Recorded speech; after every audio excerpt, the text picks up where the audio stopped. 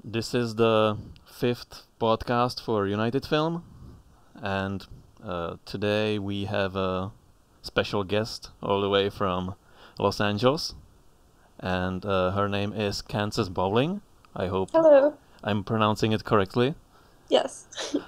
And she's a young filmmaker, mostly a director, right? Yes.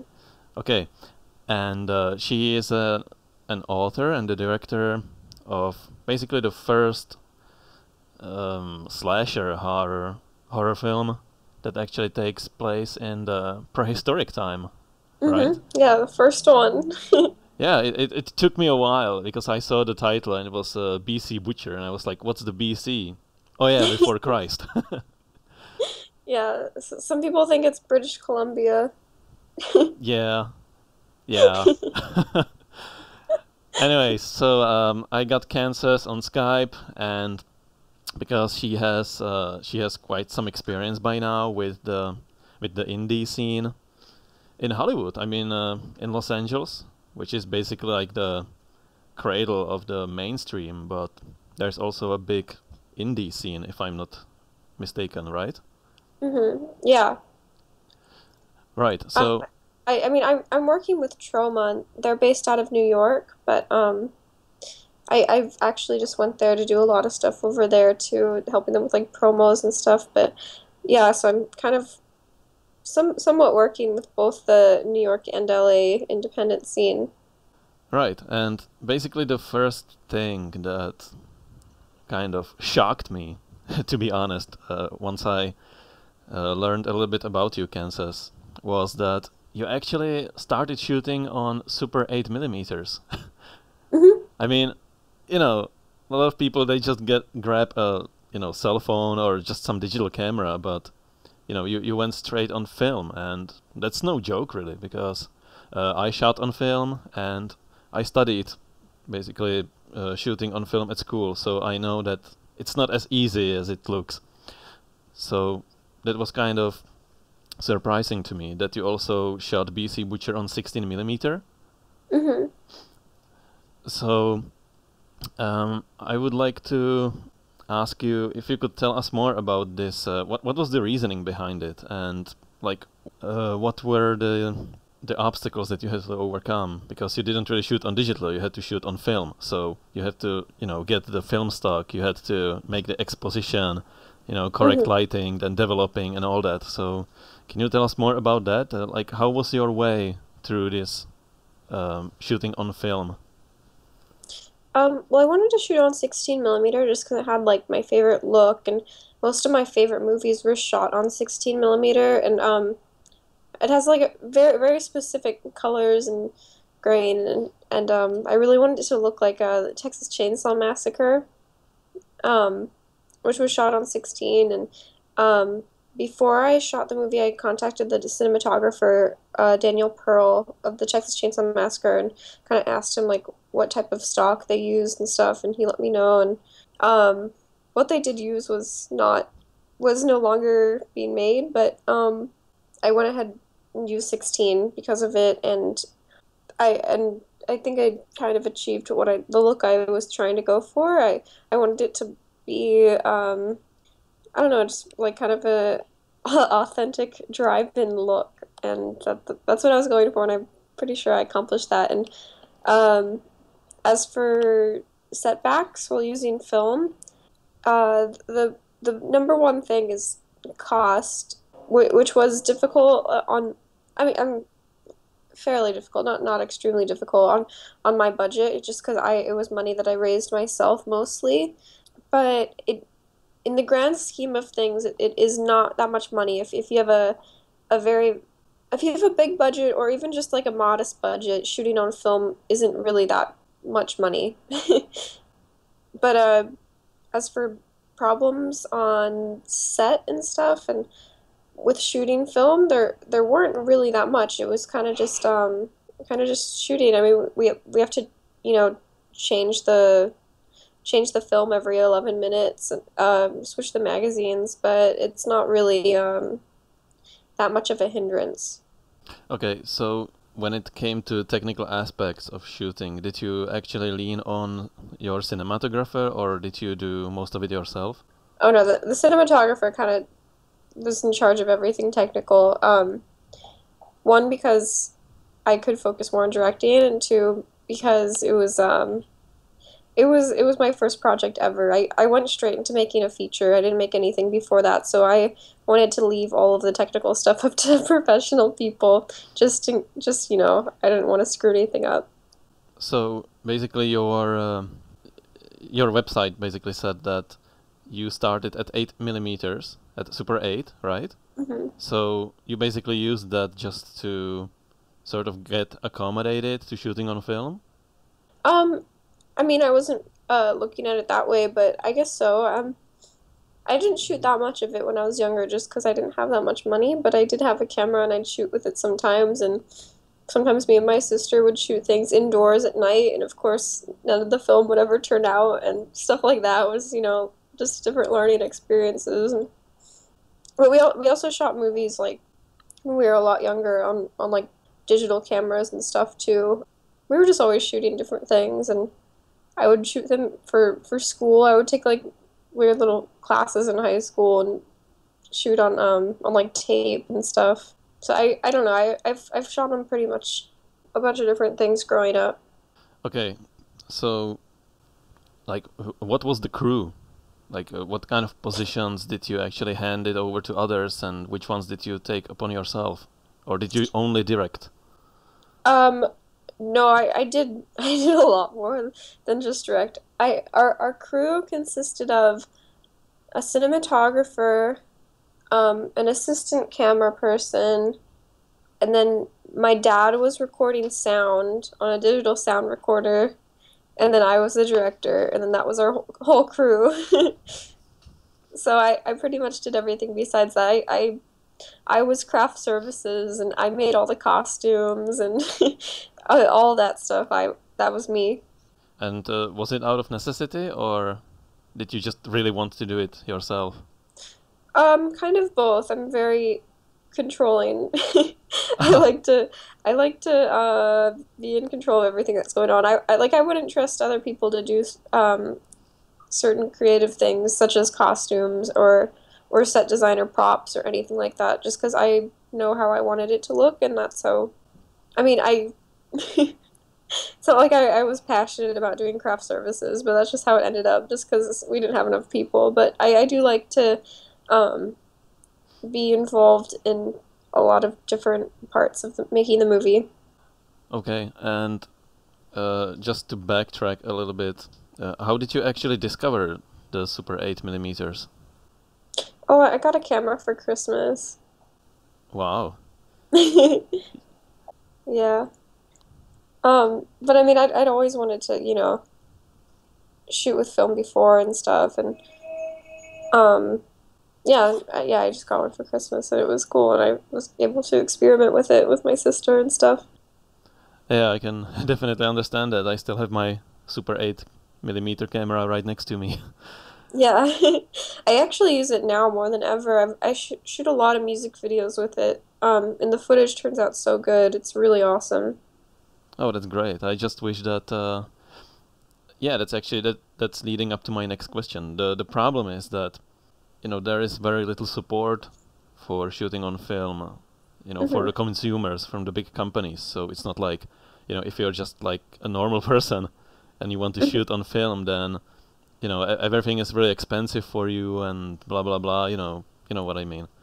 Hmm. So, how is it in the States actually? Because here in Czech Republic, it's almost impossible to actually buy film stock. There's only like one store in Prague, and you buy one cassette. It's like $40.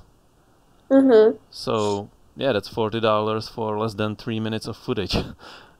So that's not Yeah, very I think it's accessible. like $35 here. It's pretty much the same. It's expensive, but I mean, if you want, it has a very specific look. And if you want your product to look like that, then you kind of have to use it. And I feel like if that's the look you're going for and you shoot on Super 8, it's always worth it because it just looks so good. Oh, I definitely agree. We only have one independent filmmaker in this whole country who shoots on film. Really? Yeah, yeah. He made the he made the trailer for just a made-up film, but he shot it on Super 8 millimeters. It was called Caballero Ape. I don't know if you heard about it. Mm-mm. It's made to look kind of like these old grindhouse movies. Oh, cool. Yeah. So I'm gonna send you a link later. Maybe you'll like Okay, it. cool. Because it was shot here, but it looks kind of like it's in the USA. Awesome. Yeah, but what I want to say is that, yeah, that I wish that there was more drive overall from both from the companies and from the filmmakers to shoot Hmm. on film on the consumer Yeah. level.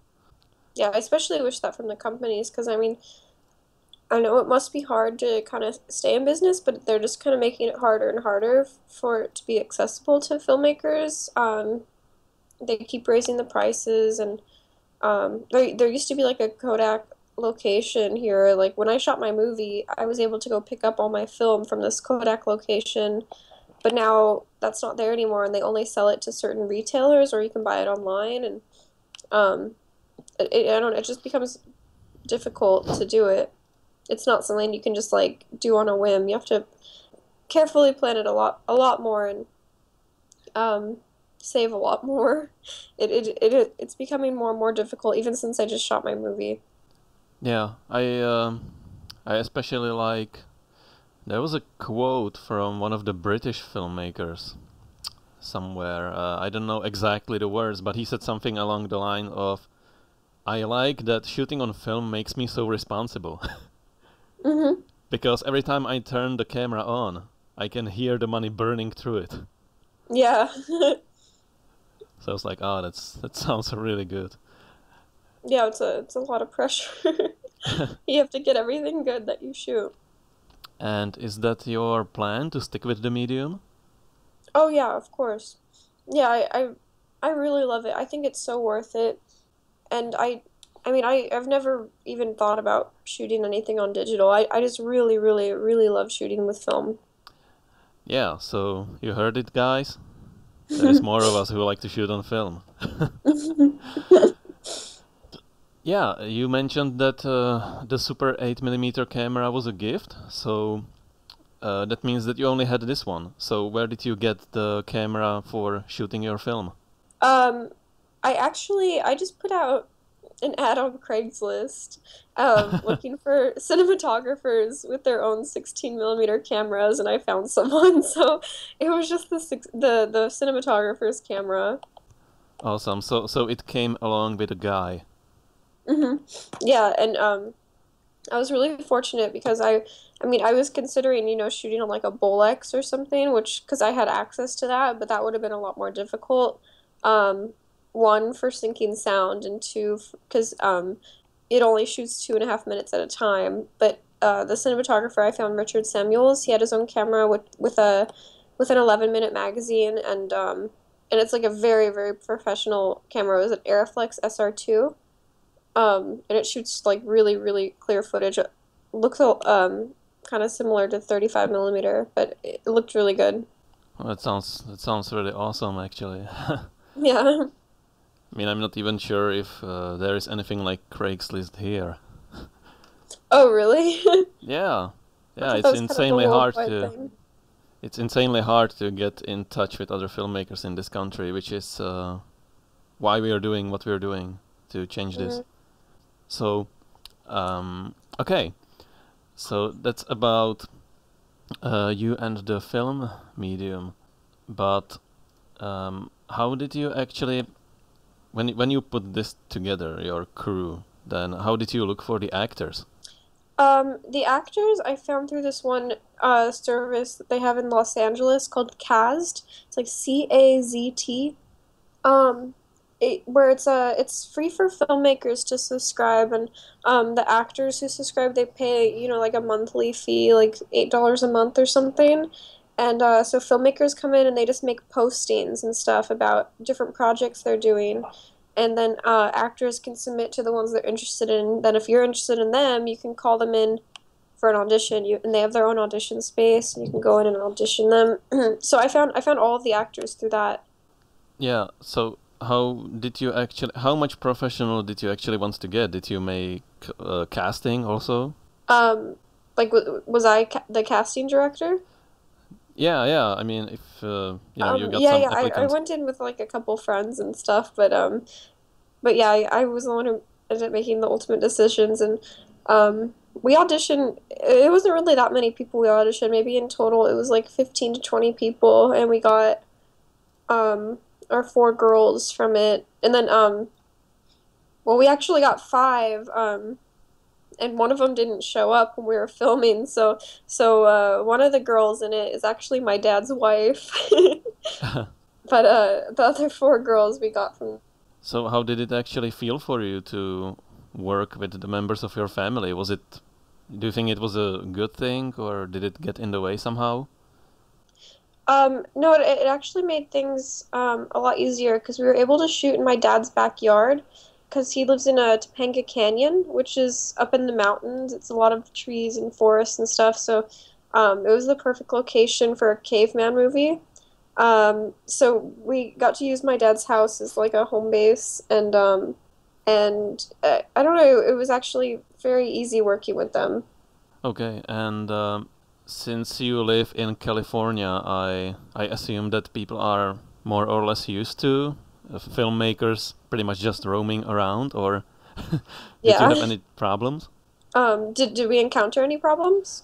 Yeah, yeah, because in here in Czech Republic, like, if you want to shoot some film, and you're looking for a location, then it can be a little bit hard sometimes because people are not so forthcoming, and sometimes they can bother you and whatnot. So I just want to know, like, if it's different in the States. Um, no, I mean, there's certain places where you need permits to shoot at, but I mean, with us, we were never bothered. But that is true. Like in LA, you're just walking around, you see people shooting movies all the time.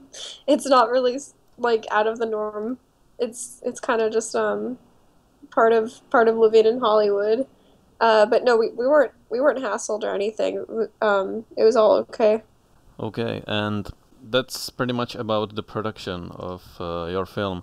So once you had it finished, then let's say that you already had the positive and you pretty much cut it and all that.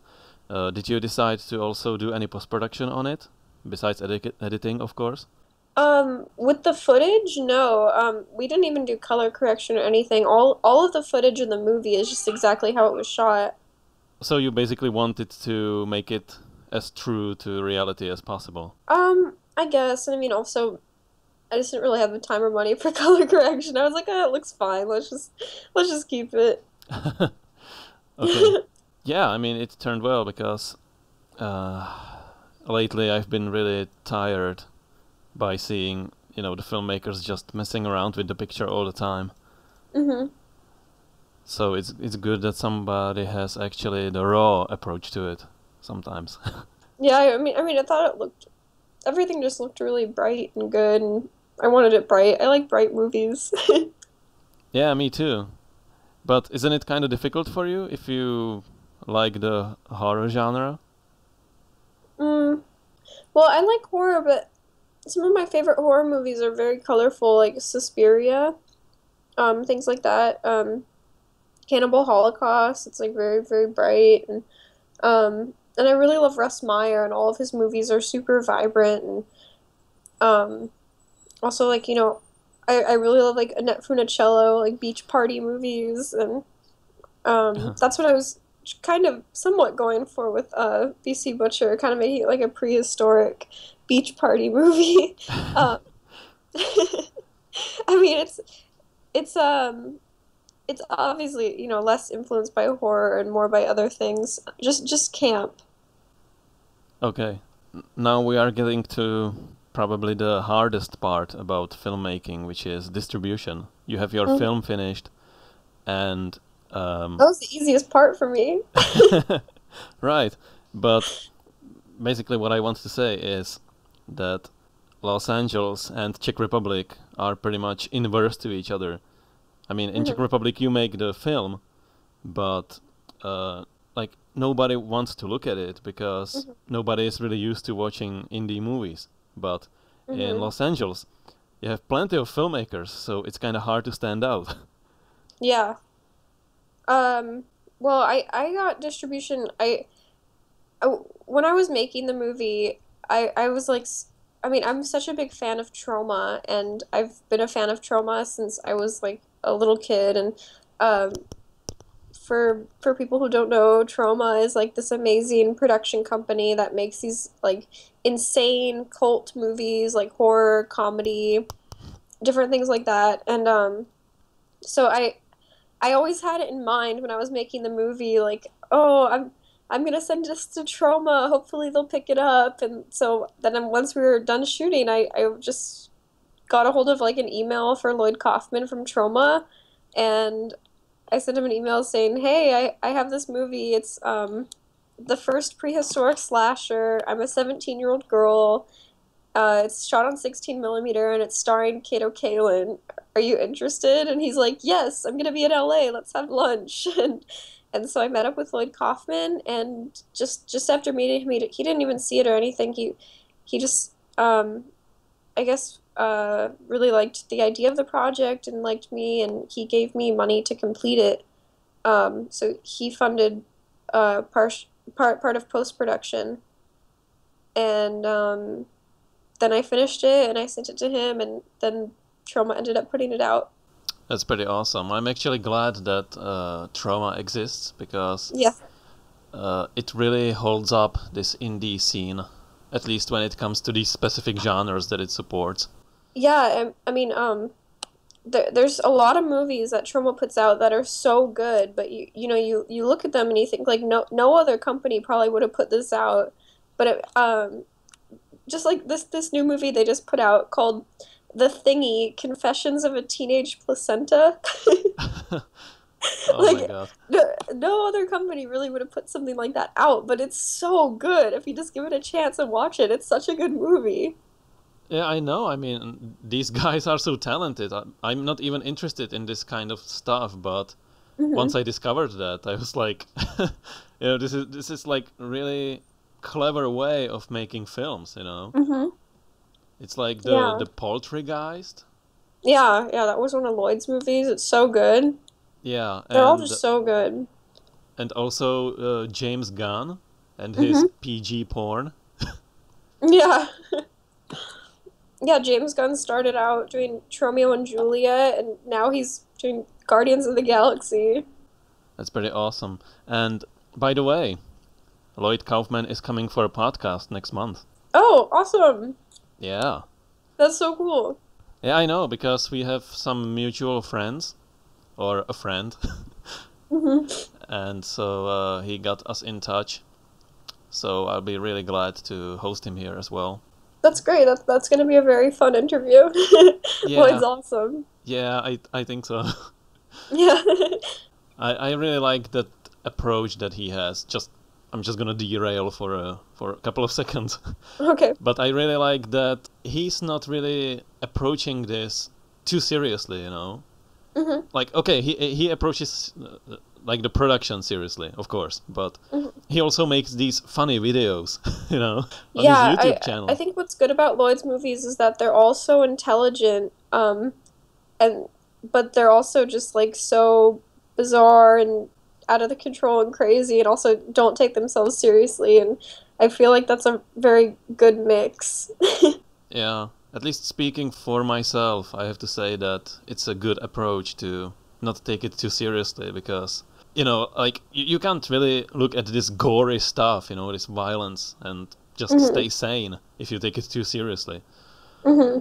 So, yeah, I think that he kind of found the way how to present it in a really good way. Yeah. So, yeah, and he basically, by doing that, he became this sort of magnet for more talented people, like James Gunn and yourself and others. Yeah, it's cool.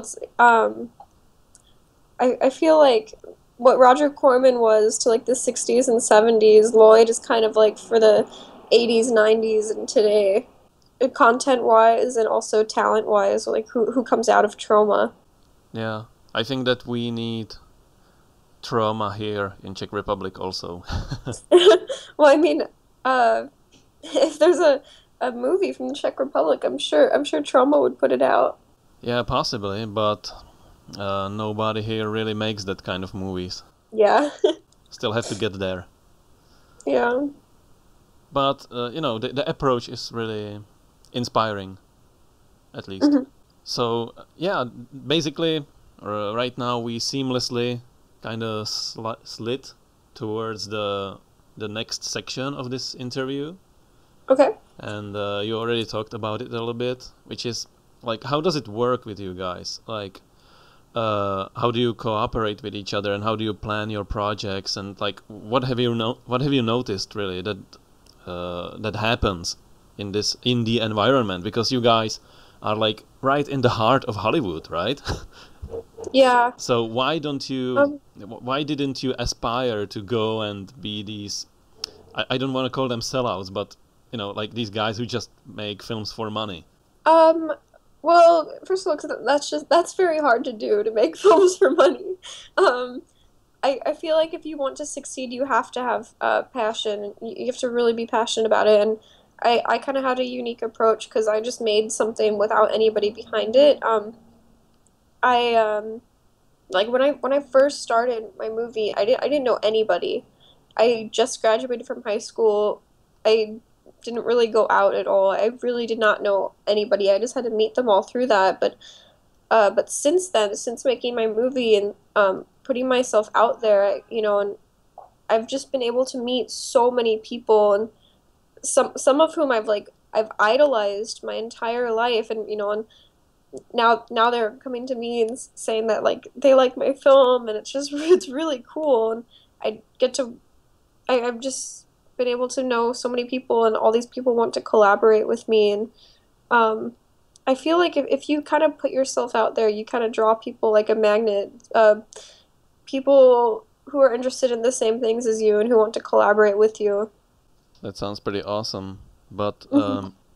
you didn't study any film school, right? No, no, because So I graduated high school when I was 16, and then right when I turned 17, I just started making my movie, so I didn't have time for any of that. yeah, with United Film, we try to support people who actually don't have any film school, who just want to make films because they love it, and Hmm. because they probably have some jobs or families or whatever, and for some Hmm. reason they just didn't study film school. So we want to help these people to be able to make films. And Hmm. these people, they face a lot of prejudice, especially from established filmmakers. So I just wanted to know if you also had to face that in your time. Somewhat in the beginning, just because people didn't, trust that I would be able to do what I did, but then I did it, so no one questioned me really after that. But I don't know. I feel like it was a much wiser move to go ahead and make my first film instead of going to film school because I spent, like a tenth of what I would at film school, and but then I came out learning so much because I actually just went ahead and made a movie and then I actually had a movie too. It wasn't just a learning experience. It was also I established myself as a filmmaker so early on, and I feel like just going out and making something is so much more worth it than going to film school.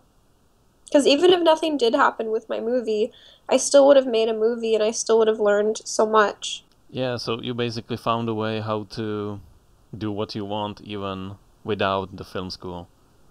Yeah. Yeah. I can, I can, I'm seeing certain, I don't know what's the proper word for it, but so I'm just gonna explain it. Because I have a family in Los Angeles, Mhm. and my cousin, he graduated from the film school, Mhm. but basically he ended up doing something totally different because he just thought that, okay, I'm gonna graduate from film school and make my film, and then I'll work for the studios or production companies, whatever. Mhm. But I was there. I actually visited Los Angeles to see them, and I met also other young people who wanted to be filmmakers, and they told me like how hard it is to get into the mainstream productions. Mm-hmm. But on the other hand, you don't really, like you just explained, I mean, you can also make films without the film school. You don't really have to like dedicate yourself to it and this one specific career. You can also build it some other way. Yeah. Yeah, there's not really any sort of way, like, there's not like a certain way that you get into the film industry. It's because it is so cutthroat. You kind of just have to do something to stand out. And I don't know, just going like a typical route, like going to school and working your way up. I feel like it's becoming less and less effective just because there's so many people. Yeah. And if you actually do end up working for the studios, then Hmm. you no longer, you don't have any creative freedom over your projects. Yeah, I mean, unless you get very lucky, but but that's typically true. So another thing that is quite typical for Czech Republic is that until we came around, nobody really used the term independent film, because everybody who made films outside these big productions, they were just called the amateurs. Hmm. So it's kind of pejorative at this moment for us when somebody calls us amateurs, because we do these films exactly the same way like the professionals, just under different conditions. Yeah. So the indie scene is already established in the United States, Hmm. and it's because people, at least I hope that it's still that way, that people in the United States, they value their freedom. Hmm. So that's how it started, when Mary Pickford and Charlie Chaplin and others, they started United Artists. Hmm. So they were like, we don't want to be responsible towards these big productions, towards the studio, so we're just gonna do it our way. So they became more like free filmmakers. Yeah, and then those end up being the films that people remember because it's not meant to be commercial. It's just something that somebody wanted to make. It's something very genuine. Yeah, and also I'm not really sure, because I'm not too interested in this genre, to be honest. Hmm. But you couldn't really make a film like yours uh, through the studio, could you? Um, Probably not. No. No. Yeah, there's certain films, such as my film, that kind of have to be with people like Troma because like I said, like that other one, Confessions of a Teenage Placenta, no one's gonna pick that up besides Troma, but it's a great movie. It's very niche, but there's definitely a place for it. But only in the independent world, not in the mainstream world. Yeah, but just judging from your own experience, is there actually audience for indie films? I mean, I hope that it is, but can you confirm it? Yes. I feel like it's kind of dwindling just because major studios kind of control all movie theaters and stuff like that, and it's it's very hard to get your stuff screened, but I feel like if you get yourself enough attention and good word of mouth, things happen. Like a bunch of theaters just keep requesting to screen my movie and things like that. And I feel like it's a lot harder to build kind of an audience, especially because you don't have money for advertising and things like that, or maybe you do, but it depending on how independent it is, but there is an audience. It just takes a lot more work to get that audience, and it's not as big as an audience, but once again, it's something that is always worth it in the end because your movies, they reach people and people respond to them, and it's really cool to have that. Yeah, and I also noticed that at this time, that people are starting to be quite fed up with the mainstream productions. So, is it possible that they actually seek out independent films? or are they still just going to the theaters to see the films? You know, to the big budget blockbusters. Um, well, I mean, I can kind of only speak for Los Angeles because I feel like that's different. Los Angeles is different than other parts of the country. Um, I feel like people here are interested in independent films. I don't really know if that's what that's like outside of the kind of like Los Angeles bubble, but I feel like people here are interested in independent films and they do go and seek them out because yeah, big budget movies are just I don't know. I feel like a lot of the time they treat the audience like they're not that intelligent and they're just not um I don't know, they're just not usually that good. Yeah, because I think that if they would have to see Transformers for the fifth time, they wouldn't be so excited. Yeah. Yeah. So you guys can offer some alternative to the content that is screened in the theaters. hmm Yeah, yeah, people I think people go and seek things that are much more genuine because with the commercial movies they're not genuine at all. It's um it's just for money. But Yeah, independent film world there's not much money in it, so it's obviously not for the money. It's just from the heart.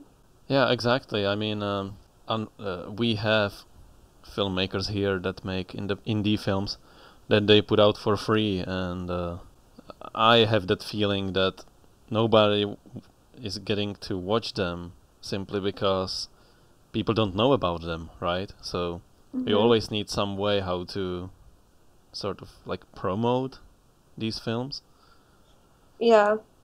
Yeah, that's why I was very lucky to have Troma behind my movie because they've been pushing it so much and it's been such a help and it's been really cool to have them, especially because like I've grown up with Troma movies and to have them push my movie is really, really awesome. So now you are basically what it said on your website is that you were inducted into the Trauma Institute for Gifted Youth. Can you hmm uh, elaborate about it a little bit more? it's a I guess Lloyd Lloyd Kaufman kind of invented it around me.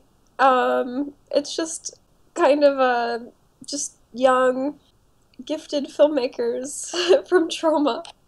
There's not really much else to it besides the title. Another inductee is Dylan Mars Greenberg, who's a very, very talented filmmaker who works at Troma, and I was just in one of her movies, which is going to be a new Reanimator movie called Heart of the Reanimator. And she Oh, also did Amityville Vanishing Point, which is an Amityville horror movie. nice. I think we're the only inductees right now, actually. So it's more like a status than actual position, or Yeah. okay. So he basically made it just at the time when you joined in. Yeah. Cool. Yeah, and there's a really cute logo where it's like the Toxic Avenger as a teenager, like a moody teen crossing his arms. Wow. Yeah, that's awesome. I like that's what I was talking about when I talked about Lloyd. Just doing all these extra things around it to make it Mhm.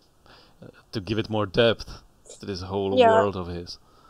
Yeah, Lloyd is very very good at marketing. He kind of invented this whole caricature around me as like a teenage girl director. Um and I mean that's what I am, but it's I guess it is important in a marketing standpoint to kind of um, make a caricature around yourself because then you're easier to remember and a lot more interesting to read about. Yeah. And uh, what kind of benefits do you actually get from being part of Trauma? Um, well, I so much because I mean without Trauma I wouldn't be anywhere right now. Like I've gotten so much from them. I was just at San Diego Comic Con and we were on the Trauma panel and just being on a panel at Comic Con was so insane. But like to be on a Trauma panel too was just really surreal. Like being able to I don't know, just something that I've just watched and loved my whole life, and then being kind of like an authority on the subject and being a part of that is really cool. And um, yeah, just like a bunch of press has all come from Troma, and um, I don't know, it's and anything that's really happened so far in my career is because of Troma.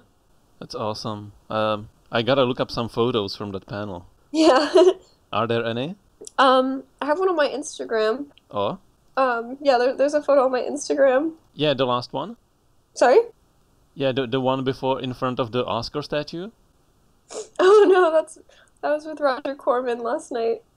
Okay. No, it's Oh yeah, okay, I got it. I see it. you see it, yeah. Wow, that's awesome. Yeah, yeah, it was really cool. Wow, sweet. I'm gonna have to explore it later.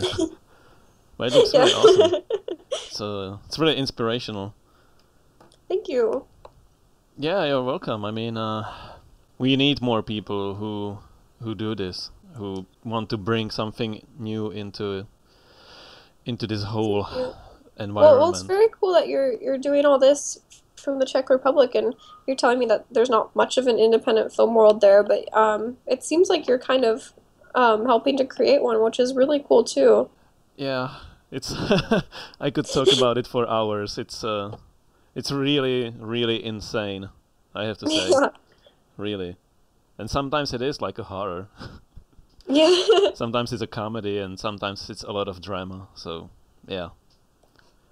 I mean, basically, our whole team is made out of filmmakers, but we pretty much put all our projects on hold just to do this. So we can't even make films. We just have to do United Film and change things around. So because Yeah. yeah, I mean, people here make indie movies, but then they have no one, they have no audience, Yeah. right? So right now we created this sort of like an online catalog of free independent films, but only the Mhm. good ones.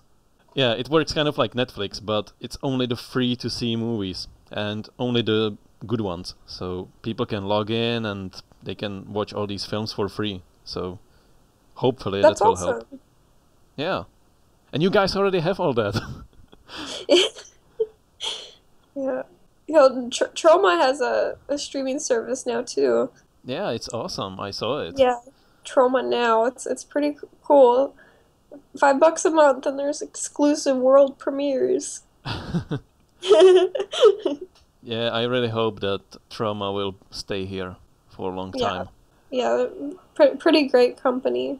So basically, if you are involved with Trauma, can you also, like, let's say you would like to make another movie, would you Hmm. get actually any kind of support? Like, is it making anything easier for you?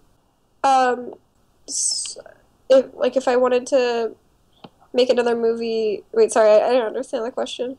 Okay, um, not specifically to Trauma, but uh, regarding the whole community. Like, Hmm. how does sharing work among you guys? Like, do you actually have any way how to kind of like connect with each other on certain projects and get together and realize them? You mean with like other filmmakers? Yeah, yeah. If you can like share resources with each other and Oh yeah, yeah. help It's out. well, at least with the group of people I know it's all very communal, and uh, I'm really like collaborating. I Yes, I that's the do like word. Thank working you. like Collaboration. sorry. That's the word I was looking for. Oh, collaboration. Yeah. Yeah. Yeah. I mean, when I did BC Butcher, you know, I didn't know anyone, and I did everything by myself. But it's really cool because now that I know so many people, that are interested in the same things as me, I can collaborate with a lot of people, and I feel like it's it's a lot more rewarding to come up with ideas with other people because you get confirmation um and then it gets you more excited and then you come up with ideas together and it kind of builds into this bigger thing and the more people you get behind it, the bigger it becomes, and then it you know it actually becomes big because you all believe in it and it's easier to realize. I'm working on a few projects right now, collaborating with other filmmakers, and it's gonna be really cool. Nice. So you don't have to um, stick to directing specifically, right? If somebody tells you like, "Hey, Kansas, we need some kick-ass costumes for our film," then you would help them out. Um, well, I mean, I'm not into like costumes or anything. I mean, I just did that because I did it, but I I I like write with other people and for things I might not direct and that I really like just because it's fun to come up with ideas or help other people realize their ideas, you know? And I do act sometimes too, just I mean, I never really set out to do that, but a lot of people have been asking me to lately, so I just do it, which is really cool. But yeah, I mean, I do like to direct um all of my own material though. But I mean, I like doing a lot of, writing, directing, acting. I like all that. Right. So if you would look back on your whole progress since you started with shooting on Mhm. film up until now, then what do you think were the certain milestones and what changed at that time? Um, I I can't really point out specific things. I mean, there are specific things. It's just, making my movie and pre-production, then production, and then finishing it. Those are all really big steps. And um, then, meeting with Lloyd Kaufman and, securing, the Troma's, them acquiring it and stuff. And then having the premiere and then, doing certain music videos for people, working with other people. And um, I don't know, I feel like they've all just been steps along the way. Okay, and um, as you got progressively more known among people, then uh, did they also come to you and offer you, I don't know, some collaborations or anything? Yeah, I get people, asking me that all the time. Yeah, it's really it's really weird that I have like fans now and stuff, which is really cool. And um, yeah, so many like whenever I meet people, there's always people who, tell me about their work and they want to collaborate with me. I get that all the time, which is really flattering and cool. And it's just cool to know that I always have a community of people that are willing to help me out with whatever I do. So it can feel a little bit overwhelming at times. Yeah, but it's a lot better than having nobody Oh yeah, I in can your confirm circle. that. Yeah, yeah, because now my circle has gotten really big, and it just things like that just keep getting bigger too, which is it's very cool. And is it only contained in these two big cities, in New York and Los Angeles, or do you also have the option to work with somebody in Canada or in Europe? Um, I mean, I'm sure, I get emails from people in like London or yeah, I don't know, places in South America and stuff saying that like if I'm ever there, they would love to work with me and just things like that. It's kind of worldwide, which is cool. And I know people in Japan who want to do stuff with me and um so I just feel like wherever I go, I have the option to make something, which is really exciting too. Just the idea of possibly making a movie in a different country is really awesome. Yeah, I mean, especially if you love to travel and get to know other things and Hmm. places. Yeah. But what kind of offers do you normally get, or typically? A lot of people, want to collaborate, with, giving me their music or a lot of, special effects artists or a lot of actors or writers and, just kind of everything. Okay, and uh, at this time, are you actually in the middle of something? Yeah, I'm actually working on a few different features right now. Kind of working on each one with a different group of people. And just kind of, developing them all. They're all kind of in pre-production right now, and just whichever one takes off first is the one that we're going to go with. So that's kind of cool. I feel like very soon I'll probably be starting one of them, actual production wise. Okay, and what is different this time around from making BC Butcher and now you are doing some bigger projects, then Um, I kind of know what I'm able to do. Um, sorry, that's very vague. I know I know how to do a movie. I'm more confident. I know more what will sell, what audiences will like better in a way.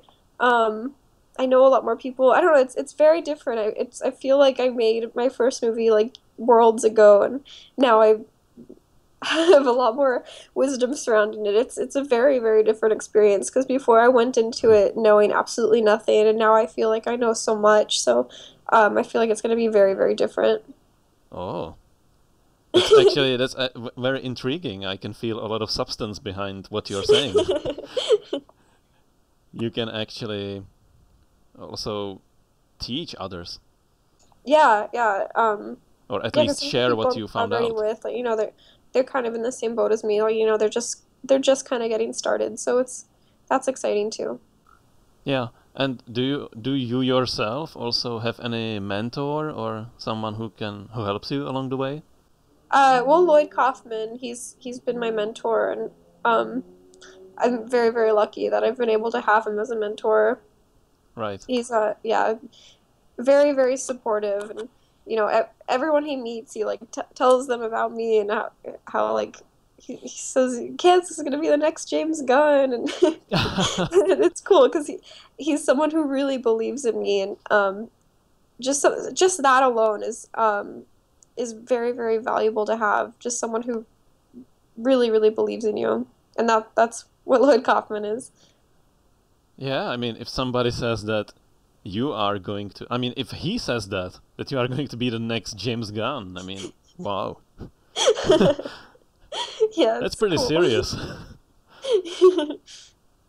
So I assume that you already plan to beat James's PG porn, right? With something of your own. I don't know. I probably nothing like that, but more like his films.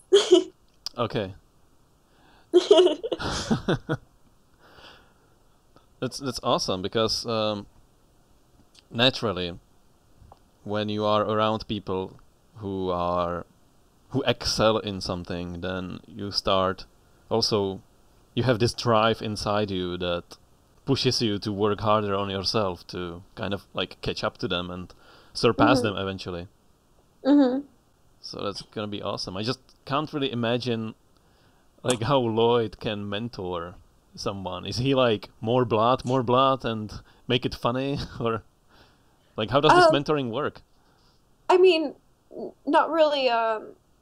Not really creatively because I feel like he trusts me creatively. Um, as for like a creative mentor, I don't really think I have one, but I haven't really seeked a creative mentor, because I feel confident in my ideas and stuff. But I mean, with Lloyd, it's just somebody who, he's he's I don't he's just what I said, he's very supportive and he likes to get the word out about me and very confident in my abilities and um just kind of wants to, push me as far as I can go and just let people know about me, stuff like that. Yeah. That's what I wanted to know really, because Czech Republic has a very specific mentality, which was developed historically, and like people don't even know how to support each other, to be honest. So if you ask somebody like, "Hey, could you like mentor me or like help me out with whatever?" Then even these experienced people are kind of clueless, even if they wanted to, because they don't know really what that means. Yeah. Well, Yeah. I mean, at first I didn't have anybody like that, but I feel like that's why it's important just to first put yourself out there and make something before you do anything else, because then you'll attract certain people who believe in you. Yeah. I mean, this country has the same amount of population like Los Angeles, so it should be possible. Yeah. It's kind of like Los Angeles, but a little bit stretched out Mm-hmm. when it comes to population. But yeah, only a few people are really willing to help each other. Only just a few of us. I like to say that we are touched by the West in this respect, because most of Yeah. us were to the West. Well, maybe you could come to Los Angeles and make a movie. Yeah, I can see how my family is doing in the meantime, and then hang out with you guys. Yeah. But I was there in 2007, I think. So unfortunately, at that time, I wasn't too interested in indie film, which is kind of a shame. Or maybe you guys will show up in Europe if you want to make Yeah. some medieval type of settings in your film, because that's pretty much what we have here. That would be awesome. Yeah. But yeah, anyways, so you have all this in Troma, right? What you described, that you can pretty much get all this support or mentoring, but is that the only place? Well, I mean, primarily from Troma, but I mean, I've had, other people reach out, like different managers and agents and people like that who really want to help me along as well. So yeah, not just Troma. It's been a lot of people, but I mean, most of the love and support comes from Troma. Right, and how does the networking work really? Not specifically within Troma, but let's just say that. Just like in Los Angeles. Yeah, because all that we know here is what we have seen in the films and in the TV shows, right? Like Entourage and others. Yeah. Well, I mean, I guess I don't know. With networking, it's not really like you go out and you don't really go out seeking to network with someone. It's just kind of like you just meet people along the way. I don't know if like I bet a lot of other people have more of like a contrived way of like going out and actually setting out to network and stuff. I just have never been like that, but I do still just end up, meeting people, just throughout life and things like that. Yeah, just through doing what you like doing. Yeah, and I mean in Los Angeles there's just like so many people here too that are into what I'm into, so it's not that hard to meet people. Okay, so if you are looking for someone specific, then you can always ask around for that person. Yeah, I mean, when you seek out a specific person, it's kind of harder to get their attention, You kind of have to wait till somebody hears of you, and then Yeah. I don't know, then sometimes they'll reach out to you. If you go actively seeking out one specific person, they might think you're kind of like a crazed fan or something. And I mean that's fine sometimes, but they probably just won't want to work with you. Okay. So in the end, you don't really have too much choice with who to work with, right? Well, I mean, yeah, you have all the choice in the world. I mean, because you meet so many people and get so many offers from people who want to collaborate with you, and then you can, kind of just see who you fit with. Right, but can you also reach into the mainstream? You still kind of have to work your way up to that, Yeah, no, I meant like, let's just say that you want to make a next feature and that the lead should be cast. Let's say you want Chris Hemsworth in your next film. So what would you do? Or what could you do? I mean, well, it doesn't hurt to ask. You can kind of just, reach out to their agent or manager or something.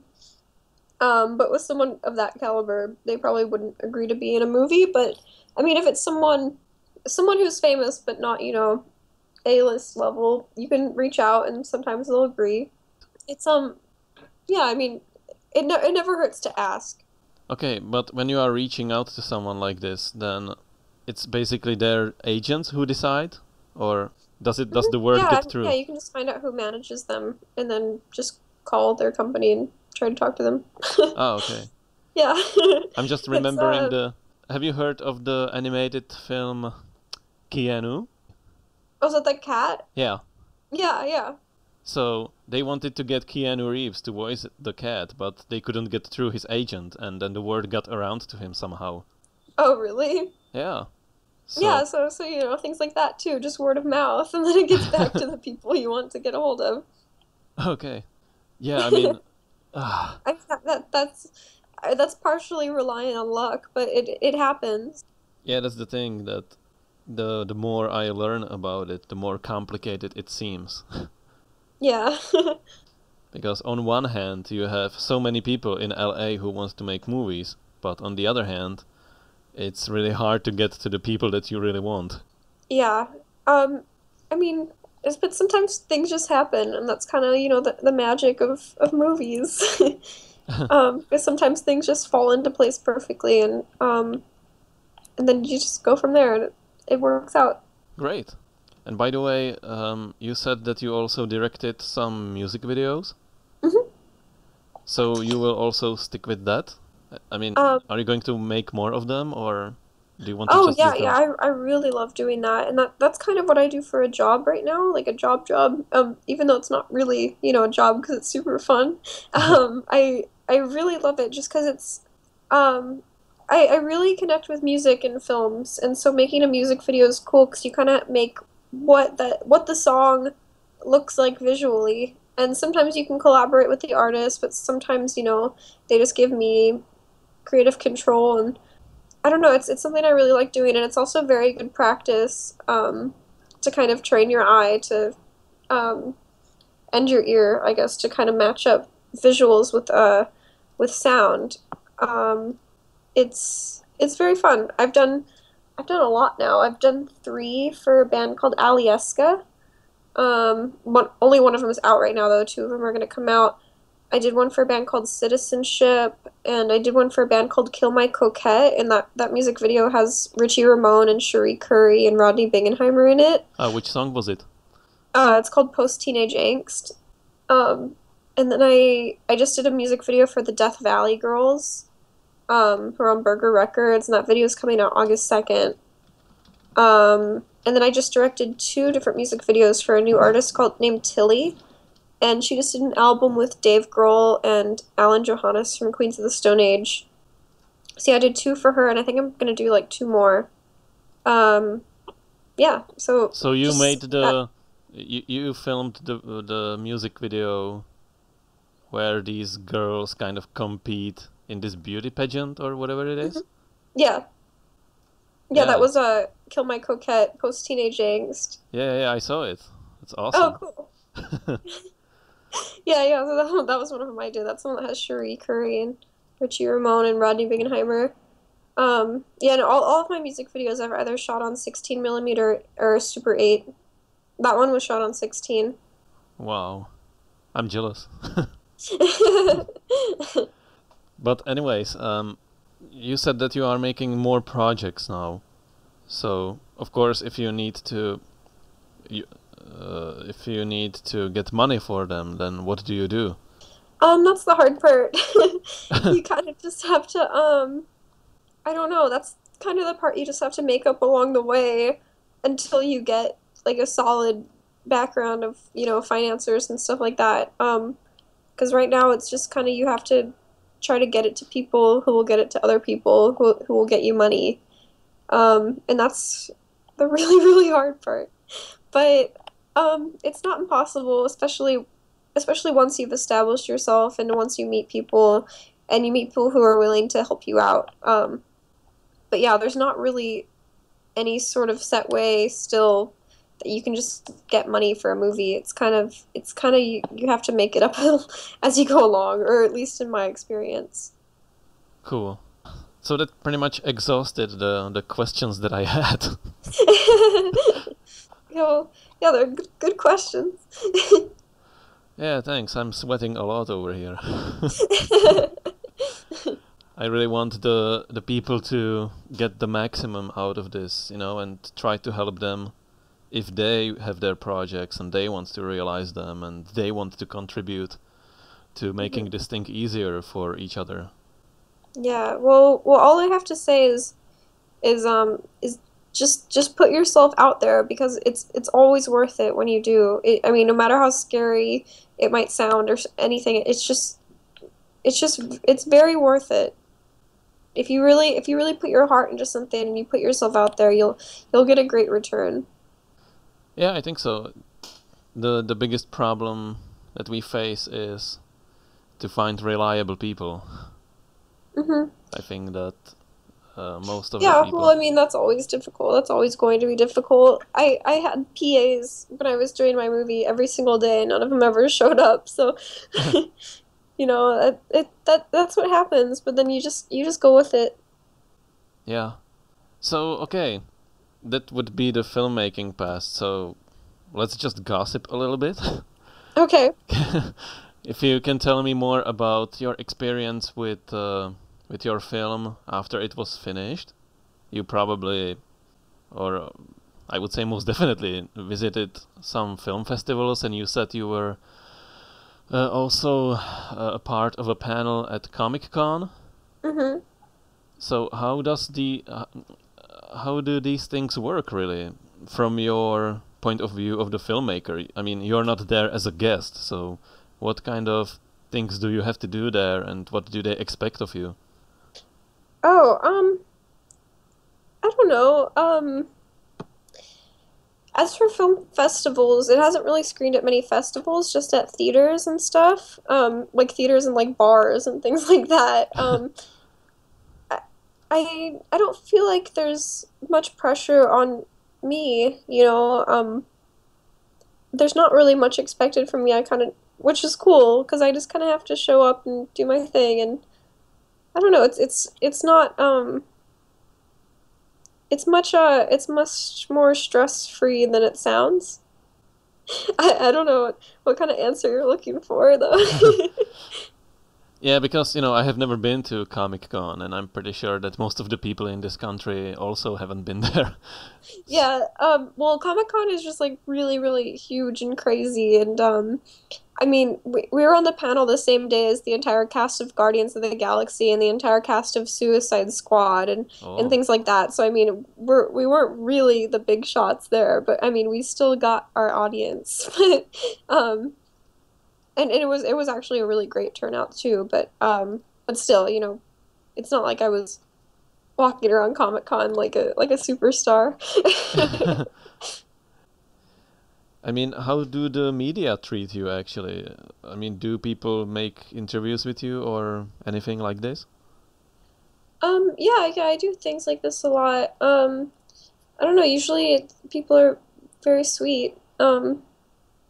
There's been like a couple instances where they haven't been, but it's usually all very sweet and people, tell me that they're very inspired by me, which is really cool. And, it's I everything that's happened is all, 95% good, I feel. What about, like, how do you actually promote BC Butcher? Well, Troma's done a lot of promotion. They send out press releases and stuff, and it's kind of, just about who who wants to write about it and stuff like that. But I mean, it's gotten a lot of press just by, word of mouth and kind of. I've reached out to a lot of people too. Like if I see like a website or a magazine or a podcast or anything that I feel like um, would kind of be interested, I'll kind of, send them an email kind of saying like, hey, maybe you could do a story on this or something. But I don't know, it just kind of grows once, one site picks it up, then another will, and then another. And I was just featured in W Magazine as like an up and comer because of BC Butcher. And just I don't know, yeah, it's not a very professional way of marketing, but it's worked, just kind of, spreading like wildfire, just from one site to the next, one magazine to the other. Oh, that's good actually. Yeah, I mean, I I realize it doesn't often happen that way, so I feel very lucky that it is happening that way and people are paying attention to it. So, how are you specifically involved in promoting of your film? Well, I mean, there's a PR person at Troma, and they kind of take care of it. But I mean, I've also reached out to places myself. Like I got, Otra magazine to write about it, and um, I don't know, a lot of different websites actually. And before Troma, um, before Troma was involved with the project, I reached out to a lot of websites by myself to just kind of get the word out that it was coming, and um, I don't know, I kind of just, send emails to different places and just see who responds because, you know, a lot of the times you won't get any response, but then sometimes you do, and then it's always worth it because then you get something out of it. Yeah, so in order to increase your chances of success, you also have to increase the chances of your failures, right? Yeah. And that's never a bad thing 'cause, what's the worst thing that can happen? It's just you won't hear back from them. That's it.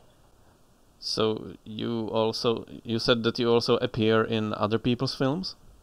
Yeah, I've done a lot of that lately, which is it's very fun actually. I really like it. Um yeah, just because it's always people that are interested in the same types of films that I'm interested in, and you know, it's always just fun to be a part of that. But on the other side of it, and it's just cool to see other passionate people at work. Yeah, I think so. I think it was really funny when Lloyd was here in Europe, and he knows the guys here, you know. Mhm. I mean, in Denmark, he made the intro video for one of the short films. Oh, cool. Yeah, Lloyd does that a lot. It's really cool. He just does cameos in anybody's movies, and it's really cool of him. So he must inspire you a lot, also. Yeah, for sure. I mean, before I've even met him, yeah, Lloyd was one of my biggest inspirations. So I'm very lucky that I get to work with him as well. That's great. And you pretty much are you just a fan of this specific type of films that you are and Troma are making, or do you also feel like you No, could no, branch out? I like all sorts of movies. I mean, my favorite movie of all time is Midnight Cowboy. That and Rock and Roll High School. Those are like my two favorite movies, which are both totally different. But I don't know. I just love. I even love like silent movies. I love film noirs. I love French New Wave. I love westerns and kung fu movies, and I really just love all sorts of movies, not just like horror and stuff. Okay, but when it comes to your own productions, then Hmm. do you feel like if somebody asked you to, like, let's make a sci-fi movie, then would you go for it? I don't know about sci-fi specifically, but I want to make all sorts of different types of movies, um not just, horror comedies. I mean, I feel like a lot of them will kind of be rooted in that, but I do want to make a lot of different types of movies. So, all things considered, you feel like you are at the right place to do that. Yeah, I do. Yeah, and I feel like I've started at the right place too. I've had, the best start with Troma. Um, yeah, it's the best place to start off with for filmmakers. That's awesome. But at the same time, if you want to be a part of it, then you must be willing to contribute with something new, right? Hmm. Pretty much. Yeah, yeah, that's also important too that I mean, there's already so much content out there in the world that it's very important that you make something that's very unique or never been done before, or just at least if something similar has been done before, that you add your own unique voice to it. Okay. Because people get sick of seeing the same things over and over again. Yeah, pretty much. But that's the good thing about the indie scene, that it doesn't really have any restrictions. Yeah. I mean, yeah, yeah. You can make any movie you want, but if you want it to be successful in the independent world, which is hard as it is, you have to add something unique to it. Yeah, and push the limits. Hmm. Because I don't know if you know any guys from Denmark. No, I don't think I do. Okay, there is a director called Kasper Juhl, Hmm. and he makes like really gruesome horror movies. And Which ones did he make? I haven't seen them because Oh, okay. I don't watch this kind of movies, but Right. if you look him up on IMDb, then you'll find out which ones he did. He made only 9 movies so far, but they are really crazy, like Monstrosity and Madness of Many, and it's and Sunken Danish. Yeah, that's the thing is that these guys, like him and others, they make this specific type of films, and they are successful only outside of their own country. Mm-hmm. Because Danish people are quite conservative about their films, and if some people in America can see like specifically made horror in Denmark, with their own style, then I guess it's more interesting to them. But Mm-hmm. the reason why I'm talking about Casper specifically is that he is well known for pushing these limits. Mm-hmm. So he always tries to make them somehow more shocking with each new film. Yeah, for me, that's not really my objective to be shocking. I like to make I like to make pretty things that are also bloody. Yeah, and that's great, because then you know what you want to do. Mm-hmm. So that's perfect. But yeah, I just kind of drifted into this because I was saying that people need to keep finding new things and new limits to what they can do. Mm-hmm. So, yeah. But anyways, we are running out of time, so I'll just have to wrap it up. Okay. And yeah, we had a couple of mishaps because we are making a very, very long distance call. Yeah. So for some times the whole connection just dropped or it kept disconnecting. Mm-hmm. But yeah, we managed, just like in Mm-hmm. the spirit of independent filmmakers, we prevailed. Mm-hmm. And hopefully all these things that we talked about were helpful to you guys who are listening right now. So I thank you for listening, and I of course thank Kansas for making time for us. Well, thank you for having me. Thank you so much. Yeah, you're definitely welcome, and we will be following your next projects. Okay, great. Thank you so much. So with that said, we will see, or you can hear me and my next guest in the next podcast. So again, thank you for listening, and have a great day. Bye bye. Bye.